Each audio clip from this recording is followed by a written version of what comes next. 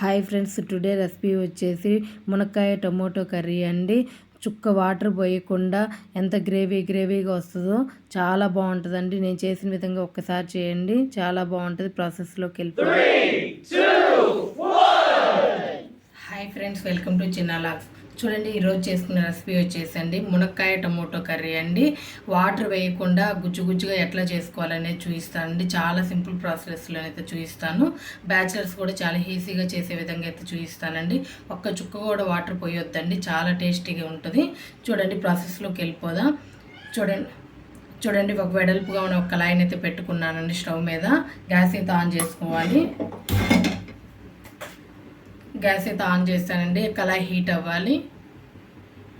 చూడండి, కళాయి అయితే హీట్ అయిందండి. 3 స్పూన్స్ అయితే ఆయిల్ వేసుకుంటున్నాను.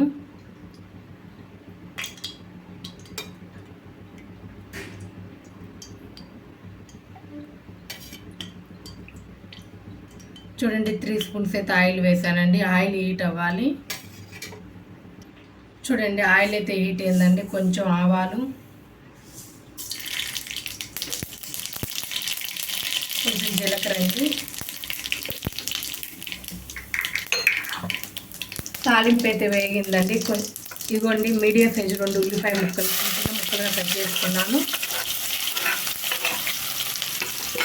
కొంచెం కరివేపాకు, 2 ఉల్లిపాయలను అయితే తీసుకున్నానండి. చాలా చిన్న ముక్కలుగా అయితే కట్ చేసి వేసుకోవాలి. కరివేపాకు అండి బాగా వేగాలి. ఉల్లిపాయ బాగా వేగాలండి. కొంచెం సాల్ట్ వేసుకుందాము. సాల్ట్ వేసుకోవడం వల్ల ఉల్లిపాయ చాలా తొందరగా వేగుతుందండి. కొంచెం సాల్ట్. చూడండి, ఉల్లిపాయ ముక్కలు అయితే వేగాయండి. ఇప్పుడు అల్లం వెల్లుల్లి పేస్ట్ అయితే వేసుకోవాలి. నేనైతే అప్పటికప్పుడు ఫ్రెష్గా వేసుకోండి ఇట్లా దంచి అయితే పెట్టుకున్నానండి. చిన్న రోల్లో ఇట్లా ఫ్రెష్గా వేయడం వల్ల కర్రీ చాలా బాగుంటుంది. అల్లం వెల్లుల్లి పేస్ట్ కూడా పచ్చివాసన పోయేదాకా అయితే వేసుకోవాలి. చూడండి, అల్లం వెల్లుల్లి పేస్ట్ కూడా పచ్చివాసన పోయిందండి. కట్ చేసి పెట్టుకున్న మునక్కాయ ముక్కలను అయితే వేసుకుంటున్నాను. నేనైతే 2 పెద్ద సైజు మునక్కాయలను అయితే తీసుకొని ఇంత చిన్న ముక్కలుగానైతే కట్ చేసుకున్నానండి.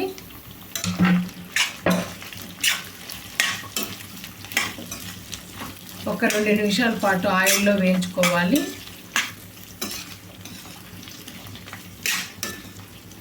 ఇట్లా వేయించుకోవడం వల్ల మునక్కాయ అయితే చాలా మంచి టేస్ట్ వస్తుందండి. ఆయిల్లో వేయించుకోవడం వల్ల.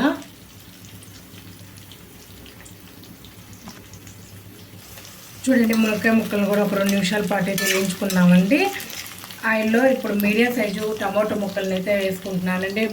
మీడియం సైజు 4 టమాటోలను అయితే తీసుకున్నానండి. చాలా చిన్న ముక్కలుగా కట్ చేసుకుని అయితే వేసుకోవాలి.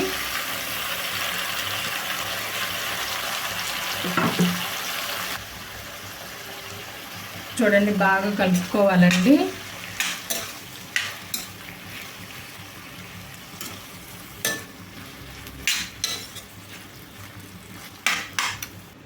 చూడండి, టేస్ట్కి సరిపడా ఉప్పు అయితే వేసుకుంటున్నానండి.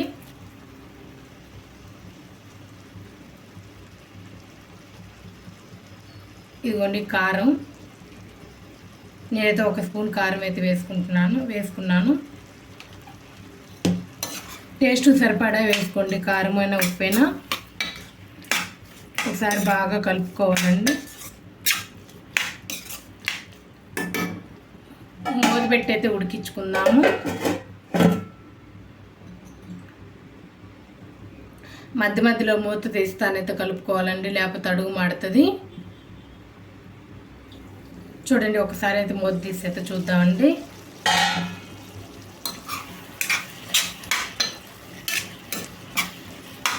చూడండి, ఇట్లా ఉడుకుతున్న సమయంలో ధనియాల పొడి అయితే వేసుకుందామండి. నేను వేపలేదండి ధనియాలని, పచ్చి ధనియాలని మిక్సీ బట్టి అయితే వేస్తున్నాను. చూడండి, ఒక 1/2 స్పూన్ అయితే వేసుకుందామండి.